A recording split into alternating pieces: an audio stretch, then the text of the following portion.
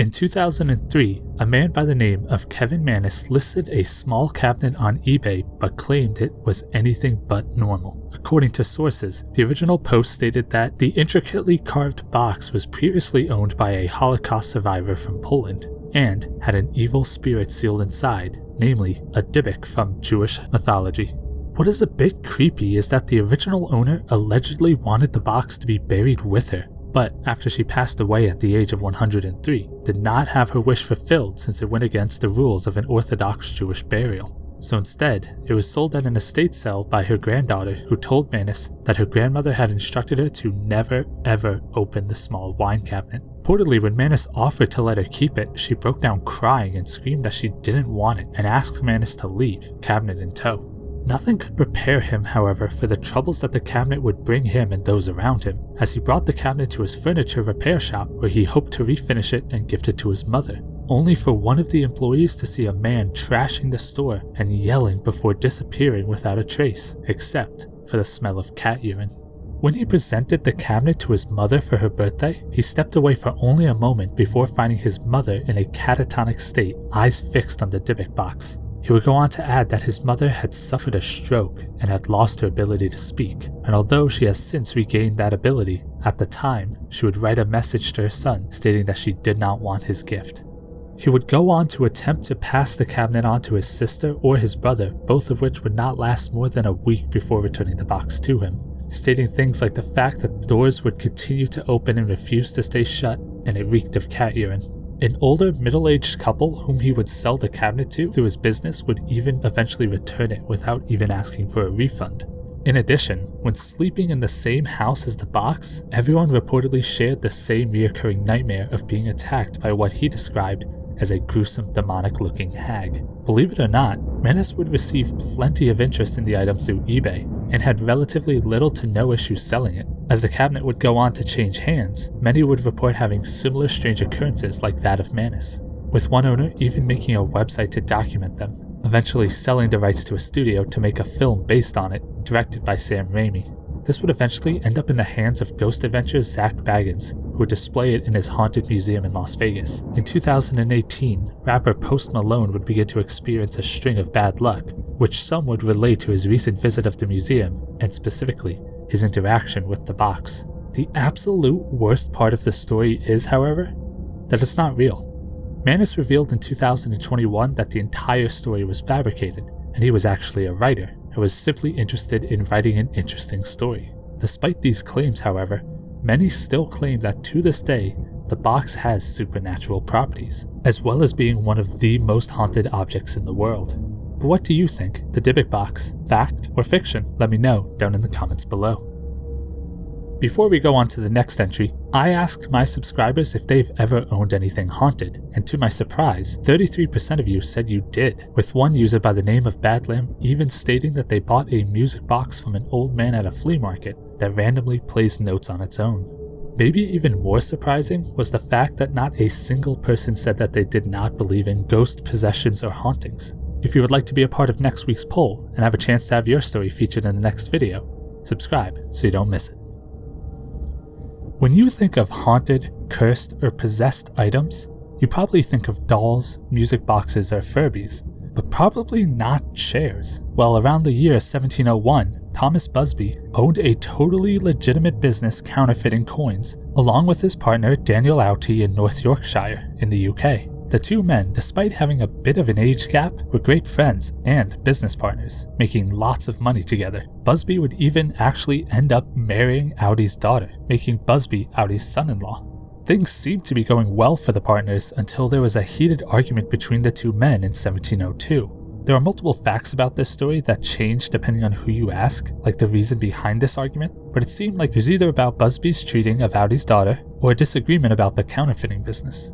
But whatever it is, it seemed to get so bad that Busby would murder Outie, for which he would be sentenced to death by hanging. Depending on where you research this story, you'll either hear that Busby chose to curse the chair on his way to his execution, or was sitting in the chair drunk when he was arrested for Outie's murder.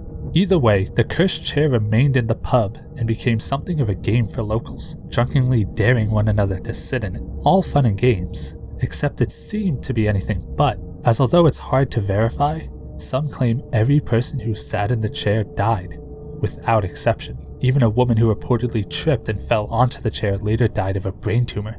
During World War II, the pub became popular with airmen, and people were quick to note that there was a relationship between those who were brave enough to sit in the chair and whether or not they made it back from the war. The chair would be moved to the basement, and after that failed to prevent another death, they gave it to a museum that nailed it to the wall 5 feet up. The Busby Chair has reportedly not killed anyone since you can no longer sit on it by normal means. But this opens an interesting discussion about correlation versus causation, as people seem quick to attribute people sitting in the chair to their deaths, regardless of the amount of time between the two events. As far as I'm aware, there was no one who fought in World War I who's still alive today either. And the same can or could be said about a lot of things on a long enough timeline. Going even further, one historian would examine the chair and actually dated it to 1840, which means that if it is true, the chair wasn't actually made until 138 years after Busby's execution, which would just make the deaths of these people a strange coincidence. Imagine inheriting a painting by an unknown artist from your grandmother, only to be told a disturbing origin story about it. That is exactly what happened to Sean Robinson when he became the new owner of a painting known as the Anguished Man. The painting is creepy enough on its own, depicting a red man in what one could only imagine to be excruciating pain. But the creepy factor behind it jumps to 11 after Robinson was told that the artist behind the painting allegedly mixed his own blood into the paint, and after completing it, decided to take his own life. While this tragic and disturbing backstory is bad enough on its own normally, Robinson would soon find that the painting was haunted. In fact, he would even create a YouTube channel showing off the weird and unusual sightings and events that began happening around his home after coming into possession of the painting. The channel, created by Robinson under the name The Anguished Man, has over 18,000 subscribers, with the most popular video sitting at over 2 million views. In this video, Robinson details some of the strange occurrences he's experienced, as well as shows footage captured of the painting overnight, which includes sounds like scraping or banging, and a door closing on its own. He would even go on to state that sometime after he began recording the painting, various family members like his son seemed to inexplicably injure themselves around the painting, or in the home, such as falling down some stairs. In addition to this, he claimed to also hear cries and moaning throughout the house, as well as seeing ghostly apparitions, including one on top of the stairs. Ultimately, however, Robinson would only offer a few updates until 2015, when the painting appeared to be listed for sale on eBay. Robinson would update fans following the story of the painting and let them know that the listing was in fact fake, and said that the painting was not for sale. He would even go on to say that the lack of updates around this was due to the fact that he had removed the painting from his home and was keeping it stored off-site. In 2016, it was announced that the rights had been obtained by a studio to make a film based on the story of the painting, but to the best of my knowledge, no such film had ever been made. In 1904, the grandfather of Robert Eugene Otto brought back a doll from a recent trip to Germany, gifting it to Robert. It was clear he quickly became attached to it, even naming it after himself, and dressed it in a matching sailor's uniform to the one he wore as a child. Everything seemed fine for a while. In fact, the family even made Robert the doll his own room in the attic, reportedly giving him furniture, toys, and the like. However, after causing trouble at home, Robert, the boy, would start to blame Robert, the doll, for his actions. This would continue to happen until everything that went wrong in Otto's life was Robert's fault. Despite what seemed to be an eventual disdain for Robert, many would likely refer to the relationship between the two as unhealthy, as he seemed to bring him everywhere, even into adulthood, the entire time talking to or about him as if he were a real person. Eventually, after returning home from studying abroad with his new wife, Robert was firmly placed in the window of Otto's home in Key West, Florida. However, this is when things seemed to get really strange. Reports would start popping up of pedestrians seeing Robert disappear and reappear in the window. While inside, reports of things like voodoo figurines and other objects moving, Robert's painted-on expression changing, and even giggling being heard throughout the home began to happen more and more frequently. When Otto passed away in 1974, his wife Anne, who had always hated Robert, locked him in the chest in the attic where he remained until she passed away, and the home was purchased by Myrtle Reuter, who looked over Robert before donating him to a local museum 20 years later. You would think that that's where the mischievousness ends for Robert, but curators at the museum said that he receives at least 1 to 2 letters a day. But not fan letters. Instead, apologies. Many visitors who think something bad happened in their lives since visiting the museum have begun to attribute it to not showing Robert enough respect when seeing him, insulting him, or taking his photo without first asking permission. I was in Key West a couple of years ago, but only vaguely knew of Robert's existence at the time. Had I known he was there, I would have loved to go and see him. Since 2019, at least 5 movies have been made, loosely based around Robert's story.